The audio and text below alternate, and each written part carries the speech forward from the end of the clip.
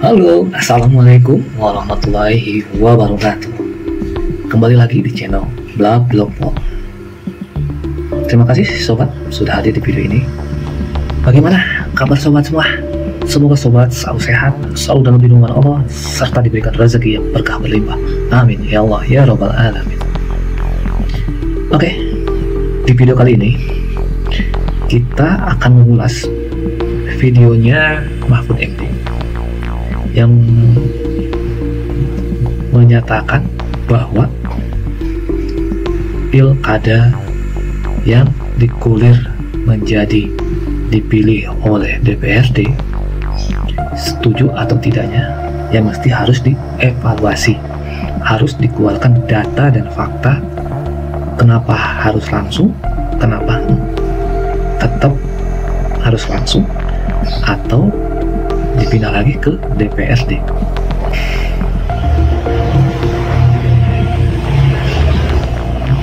Jadi pembahasan pilkada langsung ini memiliki berbagai dilema ya, berbagai dilema, di mahalnya biaya hingga dampak sosial politik yang cukup memprihatinkan. Semua itu mengingatkan kita bahwa sistem yang ada perlu dievaluasi. Namun, apapun bentuknya nanti, yang terpenting adalah bagaimana kita menciptakan demokrasi yang lebih sehat, adil, dan bermartabat.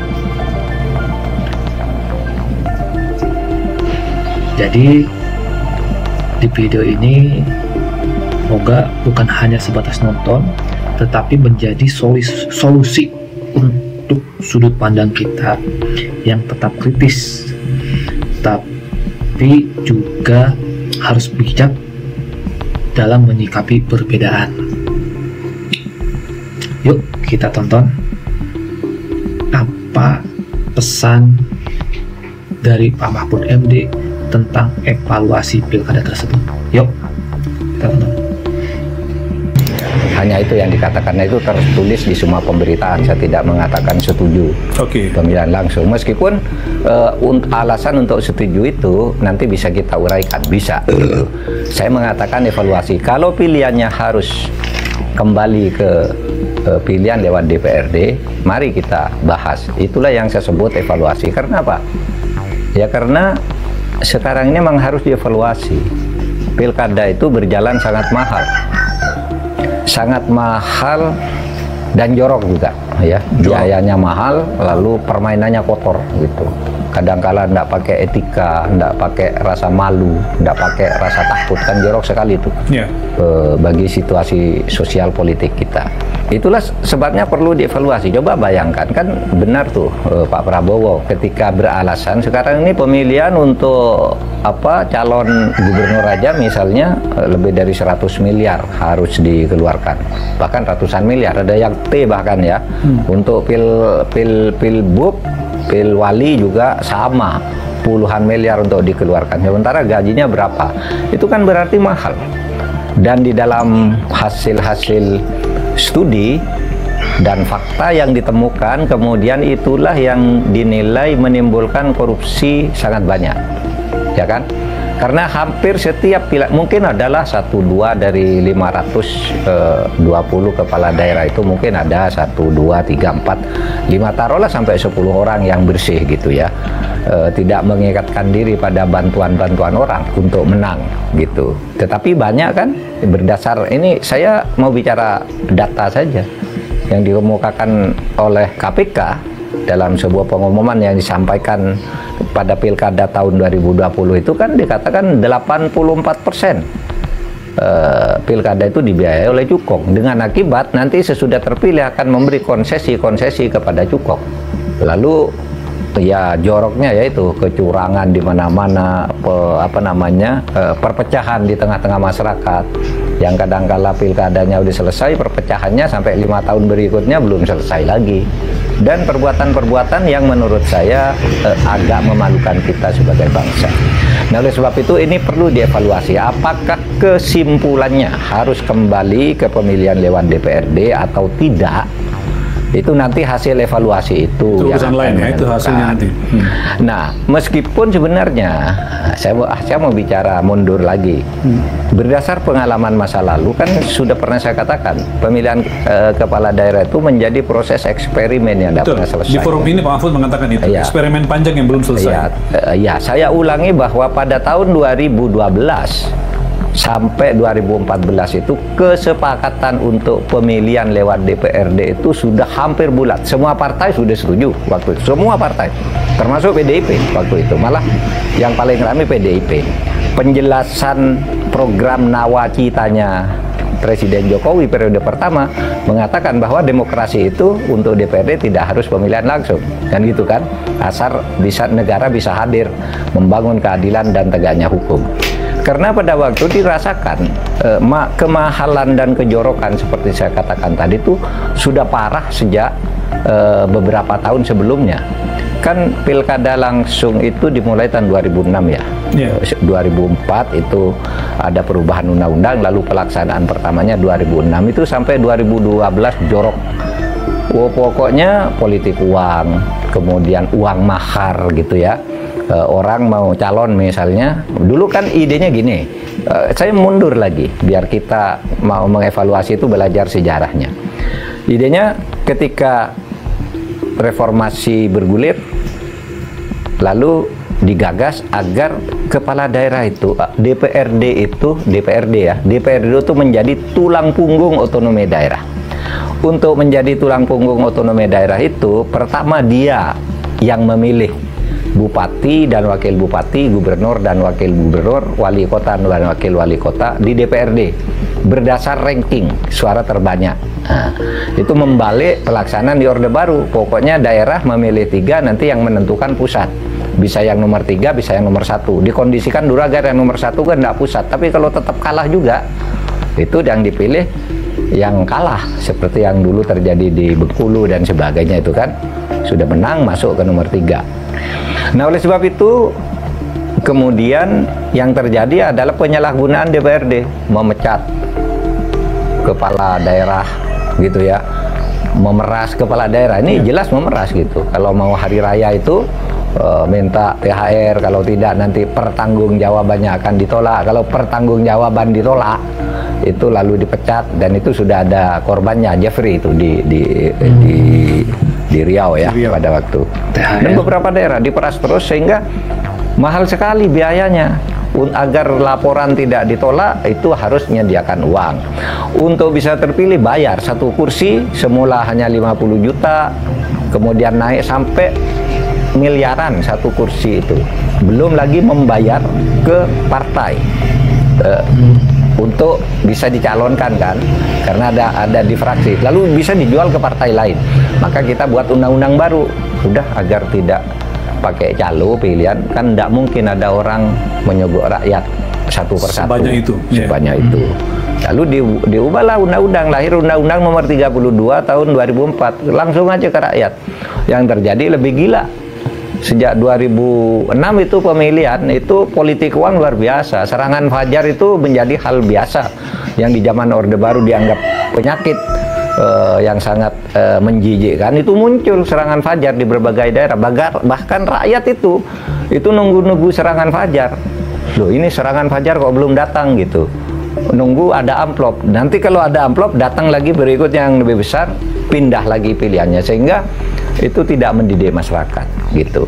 Itulah sebabnya lalu waktu itu 2012 saya ingat kita kembali aja ke pemilihan DPRD. Duh, pemilihan DPRD itu jorok gitu. DPR-nya suka jual-jual kursi, satu kursi sekian gitu. Lalu kalau milih rakyat kan tidak ini, tapi nyatanya rusak gitu. Lalu ke DPRD gimana gitu. Nah, waktu itu sudah setuju semua, saya katakan. Semua partai setuju. Pengumuman bersamalah di DPR. DPR sudah setuju semua. Dan undang-undangnya mulus lancar. Menteri pada tahun 2014 itu? Iya. Menteri Dalam Negerinya Gamawan Fauzi, lancar tuh urusannya. Sudah disahkan dengan lancar, tetapi di plenonya menunggu sesudah hasil Pilpres ternyata. Pengesahan di pleno itu di Pilpres. Nah, di situ mulai orang khawatir. Nah, kalau ini lewat daerah.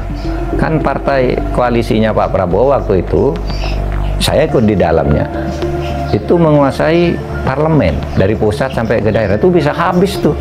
Seluruh kepala daerah diambil dari koalisinya Pak Prabowo, sementara di eksekutifnya presiden itu akan tidak efektif. Nah, sehingga kalau berlaku undang-undang baru ya, itu ya. Kalau berlaku undang-undang baru itu, akhirnya apa? Akhirnya ya terjadi drama politik yang luar biasa. Kemudian PDIP menolak pada saat itu sampai di voting kan, sampai di voting menang tetap nih pemilihan kembali ke DPRD. Tetap menang. Tetapi kritiknya luar biasa. Saya cerita lagi karena ini mau dievaluasi katanya. Kritiknya luar biasa sampai Pak SBY itu dicaci maki luar biasa di medsos. Dibilang Anda ini sudah merusak demokrasi dan sebagainya. Padahal itu kesepakatan seluruh partai gitu. Sampai akhirnya ya gitu, Pak SBY, saya akan ikut rakyat. Pernyataan itu disampaikan ketika dia berkunjung ke Amerika, yang di dalam berita-beritanya itu katanya karena serangan itu Pak SBY di pesawat itu seperti sangat resah, nggak bisa tidur. Sehingga begitu turun dari pesawat di Amerika, dia mengatakan, ya saya ikut membangun demokrasi dan saya akan ikut suara rakyat, kan gitu kan, meskipun sudah disahkan oleh DPR. Nah disitulah lalu timbul, karena Pak SBY diberitakan oleh Mensesnek Pak Sudi Silalahi dari Amerika sana, Presiden akan ikut suara rakyat dan tidak akan menandatangani RUU yang sudah disahkan itu. Nah disitu sebagai ahli hukum tata negara kita ribut, nggak boleh dong, karena menurut pasal 20 ayat 5 Undang-Undang Dasar, kalau tidak ditandatangani tetap berlaku, yuk kan? Tapi Pak SBY sudah berjanji akan ikut rakyat agar kembali ke pemilihan langsung gitu, padahal itu sudah disetujui. Kemudian pada waktu itu Pak SBY singkatnya pulang tanggal 20 September, dia umumkan undang-undang yang sudah disahkan itu, karena tidak ditandatangani juga berlaku kan. Tanggal 29 September diumumkan, tanggal 2 Oktober diundangkan. Meskipun agak aneh karena tanggal 29 September itu sebenarnya tertulis di undang-undangnya itu sampai sekarang di lembaran negara, disahkan atau diundangkan oleh Presiden Republik Indonesia SBY tanggal 29 September tahun 2014. Tapi di tanggal 2 itu diundangkan lagi oleh Menkumham. Nah, di saat mengundangkan yang tanggal 2 itu diundangkan juga pencabutan dengan Perpu. Undang-undang ini dicabut dengan Perpu pada saat itu 2 hari sesudah diumumkan Pak SBY, dan pada hari bersama diundangkan langsung dicabut dengan Perpu nomor 1 tahun 2014 gitu.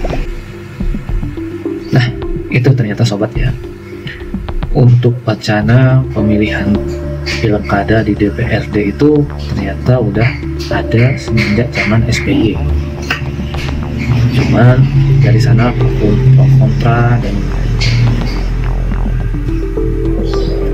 kontra sampai itu kata Pak Mahfud sampai udah nggak mau, SBY tidak mau menandatangan, tapi anggota dewan udah setuju di rapat pleno.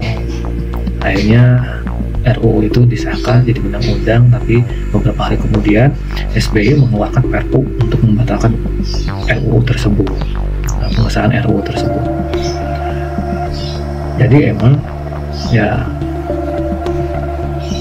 mau langsung mau tidak langsung ya sebenarnya ada hal yang jorok dan kotor gitu. Begitu sama anggota dewan, banyak orang yang menjual kursi menjadi calo-calo kursi, tapi begitu dilempar langsung ke masyarakat ternyata tetap ada serangan pajar, money politik ini tetap di mana-mana jorok. Hanya satu, pilkada tidak masalah misalnya bergulir dan dievaluasi dan akhirnya dipilih sama anggota dewan, tapi pemangku hukum tegak diadilkan. Jika ada masalah atau apapun berantas semua, pasti itu aman. Nah, dari pembahasan video tadi kita bisa melihat bahwa sistem pilkada baik langsung maupun lewat DPRD masing-masing mempunyai kelebihan dan kekurangannya. Yang jelas, semuanya perlu evaluasi supaya menghasilkan pemimpin yang benar-benar berkualitas tanpa membebani rakyat dengan biaya politik yang mahal atau praktik-praktik yang merusak moral bangsa. Pesan pentingnya, kita sebagai masyarakat harus terus mengawal demokrasi ini dengan bijak, kritis, dan tetap menjaga persatuan. Karena pada akhirnya pemimpin terbaik adalah cerminan dari rakyatnya sendiri. Oke, terima kasih sudah setia menyimak video ini sampai akhir. Jangan lupa sobat untuk like, share supaya bisa mengedukasi dan bermanfaat bagi sobat-sobat lainnya. Dan bagi yang belum subscribe, yuk subscribe-nya supaya channel ini terus berkembang dan berkembang sehingga menjadi lebih baik lagi. Terima kasih. Assalamualaikum warahmatullahi wabarakatuh.